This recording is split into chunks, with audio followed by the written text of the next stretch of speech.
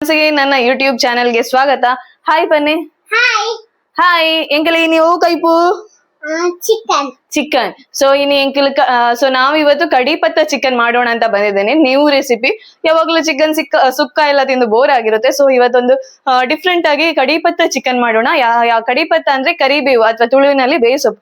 ಈ ಬೇಸೊಪ್ಪನ್ನು main ingredients ಆಗಿ ಮಾಡ್ಕೊಂಡು ಅದ್ರಲ್ಲಿ ಚಿಕನ್ ಅನ್ನು ಕುಕ್ ಮಾಡುದು. ಈ ರೆಸಿಪಿಯನ್ನು ಹೇಗೆ ಮಾಡುದು ಅಂತ ಹೇಳ್ಕೊಡ್ತೇನೆ.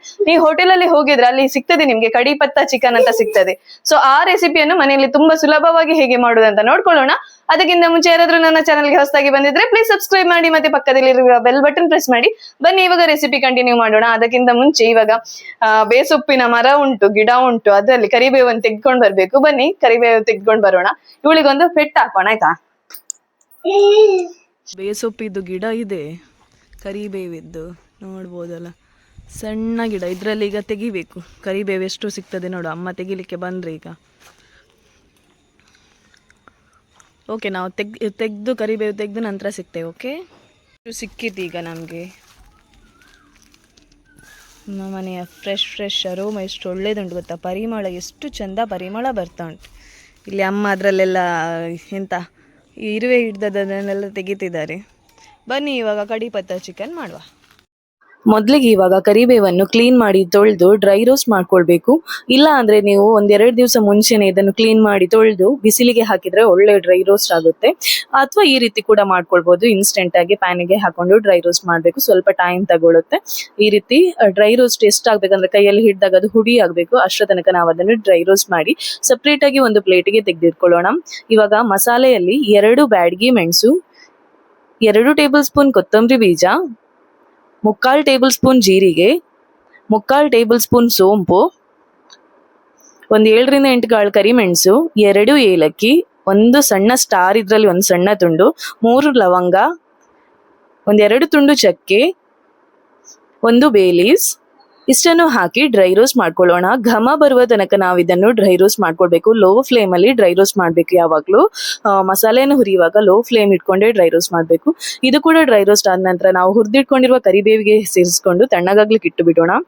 ಇದು ಕರಿಬೇವು ಈ ರೀತಿ ಕೈಯಲ್ಲಿ ಹುಡಿ ಮಾಡಿದಾಗ ಈ ರೀತಿ ಪುಡಿ ಆಗಬೇಕು. ಅವಾಗ ಕರೆಕ್ಟಾಗಿ ಡ್ರೈ ರೋಸ್ಟ್ ಆಗಿದೆ ಅಂತ ಅರ್ಥ. ಇವಾಗ ಮಿಕ್ಸಿ ಗ್ರೈಂಡರ್ಗೆ ಹಾಕೊಂಡು ಚಂದ ಪೌಡರ್ ಮಾಡ್ಕೊಂಡು ಬರಬೇಕು.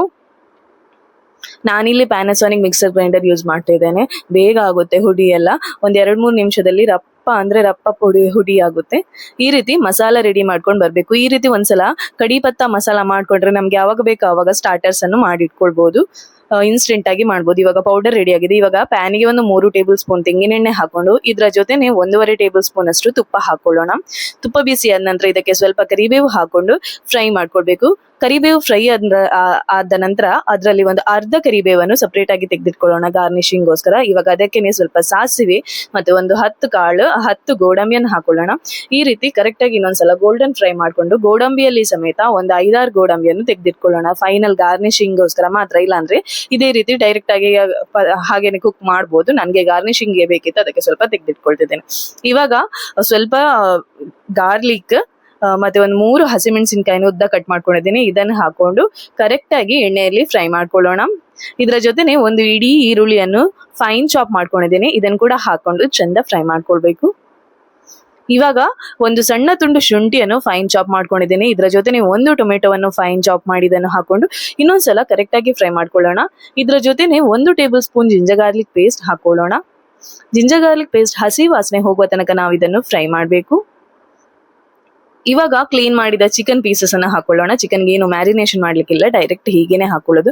ಇದಕ್ಕೆ ರುಚಿಗೆ ತಕ್ಕಷ್ಟು ಉಪ್ಪು, 1 ಅರ್ಧ ಟೀ ಸ್ಪೂನ್ ಅರಿಶಿನ ಹಾಕೊಂಡು ಕರೆಕ್ಟಾಗಿ ಮಿಕ್ಸ್ ಮಾಡ್ಕೊಳ್ಬೇಕು. ಈ ರೀತಿ ಒಗ್ಗರಣೆ ಜೊತೆ ಸರಿಯಾಗಿ ಒಂದ್ಸಲ ಮಿಕ್ಸ್ ಮಾಡ್ಕೊಳ್ಳೋಣ. ಎಲ್ಲಾನು ಟೊಮೆಟೊ, ಈರುಳ್ಳಿ ಎಲ್ಲ ಚಿಕನ್ ಜೊತೆ ಒಳ್ಳೆ ಮಿಕ್ಸ್ ಆಗ್ಲಿ. ಈ ರೀತಿ ನೋಡಿ ಚಂದ ಮಿಕ್ಸ್ ಆಗ್ಬೇಕು. ಇವಾಗ ಲಿಡ್ ಮುಚ್ಚಿ ಹಾಗೆ ಒಂದು 5 ನಿಮಿಷ ಕುಕ್ ಆಗ್ಲಿಕ್ಕೆ ಇಟ್ಟು ಬಿಡೋಣ. ಇವಾಗ ಚಿಕನ್ ನೀರ್ ಬಿಟ್ಟಿದೆ. ಇವಾಗ ಆಲ್ಮೋಸ್ಟ್ 50% ಕುಕ್ ಆಗಿದೆ. ನೋಡಿ ಒಂದ್ಸಲ ಮಿಕ್ಸ್ ಮಾಡ್ಕೊಂಡು ಇನ್ನೊಂದ್ಸಲ ಲಿಡ್ ಮುಚ್ಚಿ ಹಾಗೆ 1-2 ನಿಮಿಷ ಕುಕ್ ಆಗ್ಲಿಕ್ಕೆ ಬಿಡಿ. ಮಿಡಲ್ ಅಲ್ಲಿ ಸ್ಪೂನ್ ಹಾಕ್ತಾ ಇರಿ, ತಳ ಹಿಡಿಬಾರ್ದಲ್ಲ, ಅದಕ್ಕೋಸ್ಕರ ಈ ರೀತಿ ನೋಡಿ. ಇವಾಗ 60 to 70% ಕುಕ್ ಆಗಿದೆ. ಈ ರೀತಿ ಒಂದ್ಸಲ ಮಿಕ್ಸ್ ಮಾಡ್ಕೊಳ್ಳೋಣ. ಇವಾಗ ನಾವು ಏನು ಮಸಾಲ ಮಾಡಿಟ್ಕೊಂಡಿದ್ದೇವೆ ಕಡಿ ಪತ್ತ ಮಸಾಲ ಅಂತ, ಇದರಲ್ಲಿ 2 ಟೇಬಲ್ ಸ್ಪೂನ್ ಅಷ್ಟು ಹಾಕೊಳ್ಳೋಣ. 2 ಟೇಬಲ್ ಸ್ಪೂನ್ ಕಡಿ ಪತ್ತ ಮಸಾಲ ಪ್ರಿಪೇರ್ ಮಾಡಿ ಇಟ್ಕೊಂಡಿರುವ ಕಡಿ ಪತ್ತ ಮಸಾಲ ಹಾಕಿ ಹಾಗೆ ಚಂದ ಒಂದ್ಸಲ ಮಿಕ್ಸ್ ಕೊಡೋಣ. ಈ ರೀತಿ ಮಸಾಲೆ ಜೊತೆ ಚಿಕನ್ ಒಳ್ಳೆ ಕೋಟ್ ಆಗ್ಬೇಕು, ಆ ರೀತಿ ನಾವು ಮಿಕ್ಸ್ ಮಾಡ್ಕೊಳ್ಬೇಕಾಗುತ್ತೆ. ಈ ರೀತಿ ನೋಡಿ ನಾನು ಯಾವ ರೀತಿ ಮಿಕ್ಸ್ ಮಾಡ್ಕೊಳ್ತಿದ್ದೆ ಅದೇ ರೀತಿ ಮಿಕ್ಸ್ ಮಾಡ್ಕೊಳ್ಬೇಕು. ಇದು ಇವಾಗ ಗ್ರೇವಿ ತರ ಇದೆ, ಇದು ಡ್ರೈ ಆಗ್ಬೇಕು, ಅಷ್ಟರ ತನಕ ನಾವು ಇದನ್ನು ಕುಕ್ ಮಾಡಬೇಕು. ಒಂದ್ಸಲ ಕರೆಕ್ಟ್ ಆಗಿ ಮಿಕ್ಸ್ ಆದ ನಂತರ ಲಿಡ್ ಮುಚ್ಚಿ ಹಾಗೆ ಒಂದು 7 ರಿಂದ 8 ನಿಮಿಷ ಕುಕ್ ಆಗ್ಲಿಕ್ಕೆ ಬಿಡೋಣ. ಎಣ್ಣೆ ಎಲ್ಲ ಮೇಲ್ ಬಂದಿದೆ. ಇವಾಗ ಒಂದು ಅರ್ಧ ಲಿಂಬೆ ರಸವನ್ನು ಹಾಕೊಳ್ಳೋಣ ಮೇಲ್ಗಡೆಯಿಂದ. ಲಿಂಬೆ ರಸ ಹಾಕಿದ ನಂತರ ಇನ್ನೊಂದ್ಸಲ ಮಿಕ್ಸ್ ಮಾಡಿ ಹಾಗೆ ಲಿಡ್ ಮುಚ್ಚಿ ಇನ್ನೊಂದು 2 ನಿಮಿಷ ಕುಕ್ ಮಾಡ್ಕೊಳ್ಳೋಣ. ನಿಮ್ಗೆ ಗ್ರೇವಿ ಟೈಪ್ ಬೇಕಿದ್ರೆ ನೀವು ಮಾಡ್ಕೊಳ್ಬಹುದು, ಇಲ್ಲಾಂದ್ರೆ ಈಗ ಒಂದು ಆಲ್ಮೋಸ್ಟ್ ನೀರೆಲ್ಲ ಡ್ರೈ ಆಗಿದೆ. ಫೈನಲ್ ಆಗಿ ಇನ್ನೊಂದು ಟೇಬಲ್ ಸ್ಪೂನ್ ಅಷ್ಟು ಕಡಿಪತ್ತ ಮಸಾಲ ಹಾಕೋಣ. ಈ ರೀತಿ ಮಿಕ್ಸ್ ಮಾಡ್ಕೊಳ್ಬೇಕು. ಲಾಸ್ಟಿಗೆ ಹಾಕಿದ ಕಡಿಪತ್ತ ಮಸಾಲ ಹಾಕಿದ ನಂತರ ಈ ರೀತಿ ಡ್ರೈ ಮಾಡ್ಕೊಳ್ಬೇಕು. 2 ಟೇಬಲ್ ಸ್ಪೂನ್ ಕುಕ್ ಆಗುವ ಟೈಮಲ್ಲಿ ಹಾಕೊಳ್ಬೇಕು. ಫೈನಲ್ ಆಗಿ 1 ಟೇಬಲ್ ಸ್ಪೂನ್ ಲಾಸ್ಟಿಗೆ ಹಾಕೊಂಡ್ರೆ ಅದರ ಅರೋಮ ಇನ್ನೂ ಫ್ರೆಶ್ ಆಗಿ ಸಿಗುತ್ತೆ. ಇವಾಗ ನೋಡಿ ಎಲ್ಲ ಡ್ರೈ ಆಗಿದೆ, ನೀರೆಲ್ಲ ಡ್ರೈ ಆಗಿದೆ. ಈ ರೀತಿ ಬಂದ್ರೆ ನಮ್ದು ಕಡಿ ಪತ್ತ ಮಸಾಲ, ಚಿಕನ್ ಕಡಿ ಪತ್ತ ಮಸಾಲ ರೆಡಿ ಆಗಿದೆ. ತುಂಬಾ ಟೇಸ್ಟಿಯಾಗಿ ಬರುತ್ತೆ.